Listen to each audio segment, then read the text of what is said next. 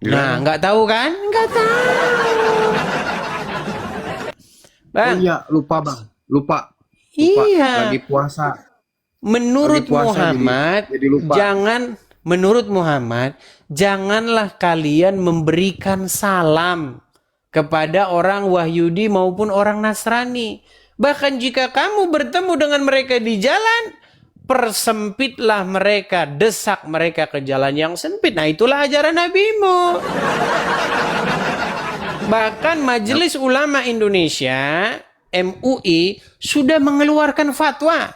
Fatwa haram mengucapkan salam lintas agama. Pernah dengar? astagfirullah. Ya pernah dengar. Mungkin Iya. saya lupa bang. Lagi puasa. Maaf ya. Lupa lagi Lagi puasa puasa. terus. Puasa menjadi alasan. Hmm. Silakan. Apa Jadi yang abang Anda nggak utarakan, Bang? percaya sama Allah bang. Gimana? Abang nggak percaya sama Allah yang menciptakan seluruh semesta ini. Begini, kita harus uji dulu, Bang. Uji. Bagaimana pengajaran Allah ini, Bang? Kalau misalnya pengajaran Allah itu baik, pengajaran Allah itu benar, bagaimana mungkin saya akan menolaknya? 13 tahun lamanya saya mempelajarinya, Bang. Bagaimana bisa saya menerima dia sebagai Tuhan saya? Contoh, saya kasih contoh, Bang. Hmm. Yang Allah ajarkan lewat perantaraan Muhammad tentu saja ya. Betul nggak? Hmm. Tuh. Diajarkan untuk menciumi sebongkah batu. Betul tidak? Betul. Pertanyaan saya, kenapa batu dicium-ciumin, Bang? Apa manfaatnya mencium-ciumi sebongkah batu? Bukankah itu adalah ritual-ritual yang dilakukan oleh kaum pagan penyembah berhala? Bentar bang. Coba, Jadi apa bingung saya. manfaatnya mencium-cium batu? Kan kata Ustadz ngaji saya juga itu kan sudah disucikan bang. Saya kasih contohnya ya. Kalau tidak melihat gambar ini nampaknya Anda kurang meresapi. Saya kasih contoh gambarnya Bang ya.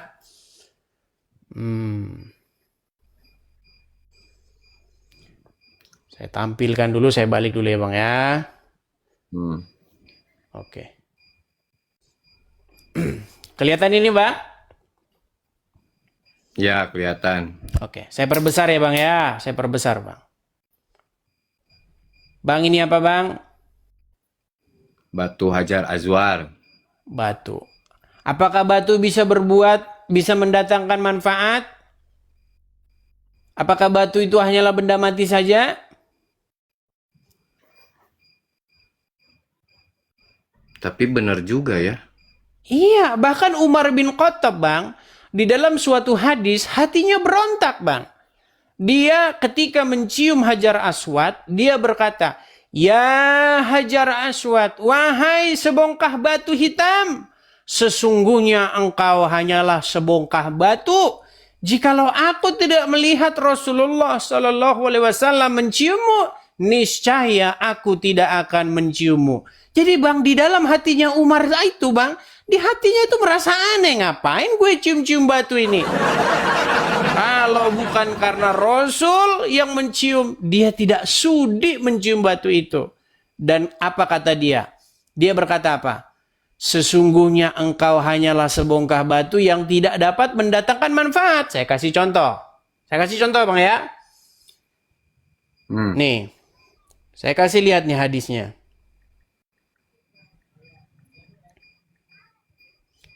Saya kasih tunjuk. Perhatikan. Kelihatan ya Bang ya? Apa kata Ya Umar? kelihatan. Perhatikan. Umar berkata begini. Dikatakan oleh Umar.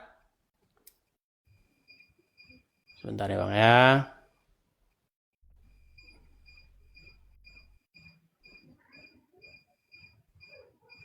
Nih.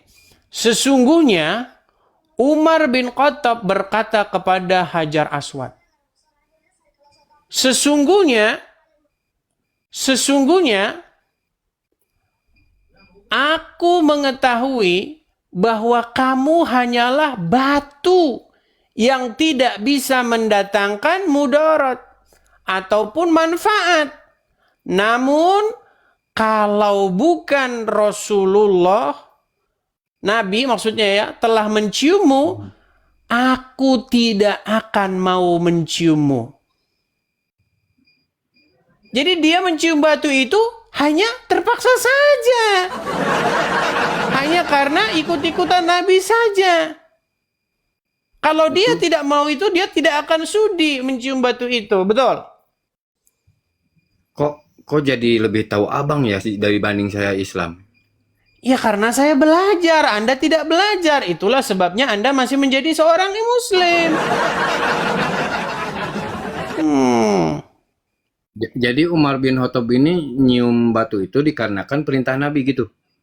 Karena dia meniru Nabi. Karena dia melihat Nabi mencium, maka dia mencium. Tapi di dalam hati kecilnya dia berkata, kalau Nabi tidak menciummu, aku tidak akan menciummu. Nggak sudi dia, Bang. Itu Karena di dia hadis tahu apa bahwa Al-Quran, itu Bang? hanyalah sebongkah batu saja. Enggak, yang Bang Edis bacain ini Quran apa hadis? Di dalam hadis, Bang. Hmm. Di dalam Sahih Muslim, Sahih Bukhari. Tetapi perkataan ini menjadi masalah, Bang. Karena menurut Umar bin Khattab, batu itu tidak bisa mendatangkan mudarat ataupun manfaat. Mudarat itu maksudnya kecelaka gitu ya. Dia tidak Yang bisa tidak mendatangkan manfaat. celaka. Dan tidak juga mendatangkan manfaat. Tetapi ini bertentangan dengan hadis lain. Di mana di dalam hadis lain Muhammad berkata, bahwa sesungguhnya barang siapa yang mencium Hajar Aswad, maka akan menggugurkan dosa-dosa. Jadi yang benar yang mana? Ada manfaatnya atau tidak? Nah, Bentar, begitu, Bang. Bang.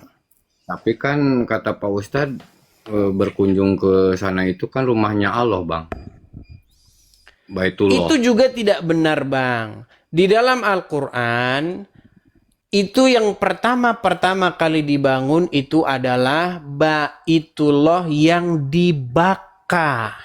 Jadi lokasinya itu di Bakkah, Bang. Cuman oleh para penerjemah Al-Quran, Bakkah dirubah menjadi Mekah. Kalau di dalam tulisan bahasa Arabnya Bakkah, Bang. Baitullah yang di Bakkah. Begitu. Bentar, saya jadi bingung, Bang. Ya. Rumah Allah. Banyak-banyak belajar, Bang. Banyak-banyak belajar, sering-sering nongkrong di channel ini. Seperti itu. Tapi kata Pak Ustadz guru ngaji saya, kalau saya beriman, Bang, nanti dikasih 72 bidadari. Nah. Dikasih ini, Bang, kalau makan tinggal makan, tring tring tring gitu. Kalau misalkan minum ya tinggal tring gitu kan. Iya, masalahnya begini. Masalahnya dia pernah pergi ke sana atau belum? Kita ini selama ini kita cuma dikerjain saja, Bang. Memangnya dia sudah pernah ke sana? Apakah dia sudah pernah ke surga? Buktinya Bentar. orang yang meninggal dia tidak bangun lagi. Bentar, Coba. Bang, di sini kalau ngomong salah tapi ujungnya bener gitu. Saya jadi bingung, tapi Iyalah, bener coba. juga ya mereka. Konon katanya nanti kalau dikubur, katanya disiksa di dalam kubur, ditanyain siapa Tuhanmu, man robbuka, man nabiuka, Iya. betul? Nah, masalahnya dia sudah pernah pergi ke kubur atau belum? Ya belum, Bang, masih Nah hidup itu bagaimana kita mau percaya? lah. Kan kata Nabi, Bang, kata Nabi. Ya, banyak orang mengaku nabi, Bang. Banyak orang di dunia ini mengaku nabi. Makanya tidak bisa asal-asal ngaku nabi. Seseorang nabi, dia harus punya tanda daripada Tuhan. Tandanya itu adalah melakukan mujizat, tanda-tanda ajaib. Nah, di dalam Al-Quran dicatat Muhammad itu tidak punya mujizat. Cuman umat muslim mengarang-arang cerita, katanya Muhammad membuat mujizat. Iya, katanya membelah bulan. Tidak percaya ada di emang? dalam Al-Quran Muhammad membelah bulan. Seperti Kata itu. teman-teman muslim saya membelah bulan katanya bang. Di dalam Al-Quran dikatakan, mengapa tidak diturunkan kepadanya mujizat? Katakanlah, aku adalah termasuk orang-orang yang menunggu. Jadi Muhammad itu sampai pada meninggalnya menunggu mujizat, bang. Nih, saya tunjukkan ayatnya. Kalau Anda tidak percaya, aduh. Bentar ya. Tap-tap layar dulu guys, tap-tap layar ya. Astagfirullahaladzim. Ada yang komen bilang saya oten Islam dek. Coba bang, ucapkan dulu ayat Al-Quran bang. Biar mereka yakin bahwa Anda Muslim. A'udzu billahi minasy syaithanir rajim. Bismillahirrahmanirrahim. Alhamdulillahi rabbil alamin. Ar-Rahmanir-Rahim. Maliki yaumiddin. Iyyaka na'budu wa iyyaka nasta'in. Ihdina siratal mustaqim. Siratal lazina an'amta alaihim ghairil maghdubi alaihim waladhdallin. Dan saya juga Apa arti syahadat waladhdallin? tentunya. Arti waladhdallin? Tunjukilah kami jalan yang lurus, yaitu jalan orang-orang terdahulu yang telah Allah Waladhdallin. berikan kenikmatan. Waladhdallin. Ya, berikan petunjuk jalan yang lurus, jalan-jalan orang terdahulu gitu mungkin. Salah. Waladhdallin itu artinya jalan orang-orang yang sesat. Iya, maksudnya gini bang, awalnya kan tunjukilah kami jalan-jalan orang yang Kalau tunjukilah jalan yang lurus, itu ihdinas siratal mustaqim. Itu tunjukilah kami jalan yang lurus. Kalau waladhdallin dan bukan jalan orang-orang yang sesat. Aduh, makanya saya bilang ini banyak orang muslim membaca Al-Quran tapi tidak tahu artinya. Bang, ketika Anda mengucapkan ayat-ayat Al-Quran dan Anda tidak tahu artinya, berarti Anda mengucapkan sesuatu tanpa Anda mengerti, betul? Betul. Dan Ya, itu saya dilarang akui. oleh Al-Quran. Janganlah kamu mendekati sholat di dalam keadaan mabuk sampai kamu mengerti apa yang kamu ucapkan. Tahu ayat itu? Tahu bang. Nah iya, Anda sholat berapa tahun tapi tidak tahu apa yang Anda ucapkan. Baik, saya tampilkan dulu. Saya tampilkan ya. Oke. Kelihatan ya Bang ya di sini ya. Ya bang, apa itu? Nih, di dalam Quran surat Yunus ayat yang ke-20. Ini bukti bahwa Muhammad tidak punya mujizat, Bang. Oke? Dan mereka berkata, mengapa tidak diturunkan kepadanya, maksudnya Muhammad, suatu keterangan, maksudnya mujizat dari Tuhannya? Maka katakanlah, sesungguhnya yang gaib itu kepunyaan Allah. Sebab itu tunggu sajalah olehmu. Sesungguhnya aku bersama kamu termasuk orang-orang yang menunggu. Jadi Muhammad sampai pada meninggalnya menunggu-nunggu mujizat. Tidak ada Muhammad membuat mujizat. Kalau ada Muhammad membuat mujizat, ayat ini pasti tidak akan ada di sini. Kemudian di dalam surat Al-Maidah, nih saya bacakan lagi. Surat Al-Maidah, sebentar ya. Nih, sabar ya. Tadi Anda mengucapkan sholat, ya kan? Tetapi Anda tidak tahu apa yang Anda ucapkan, betul? Ya sebagian sih bang. Surat Al-Maidah ayat 91. Ya, oh bukan 91, sorry. Bentar ya. Bukan Al-Maidah kayak sebentar. Mana enggak sana cocok dikasih ikikeun. Oh iya, surat An-Nisa ayat 43. Perhatikan. Inilah yang ayat dilanggar oleh banyak umat muslim. Wahai orang-orang yang beriman, janganlah kamu mendekati sholat sedangkan kamu dalam keadaan mabuk sampai kamu sadar akan apa yang kamu ucapkan. Betul? Betul. Berarti kalau seseorang sholat tidak sadar apa yang diucapkan, berarti dia sama seperti orang mabuk. Setuju? Kalau tidak sadar, ya benar juga sih mabuk berarti. Ya iya, Ataupun ketika Anda berkata waladolin, ditanya artinya malah jalan yang benar. Itu jalan yang sesat, waladolin itu. Oke lah Bang, tapi begini yang saya maksudkan kepada Anda ya. Sebentar saya balik dulu kamera saya. Yang saya maksudkan kepada Anda begini, banyak orang beragama itu hanyalah ikut-ikutan saja.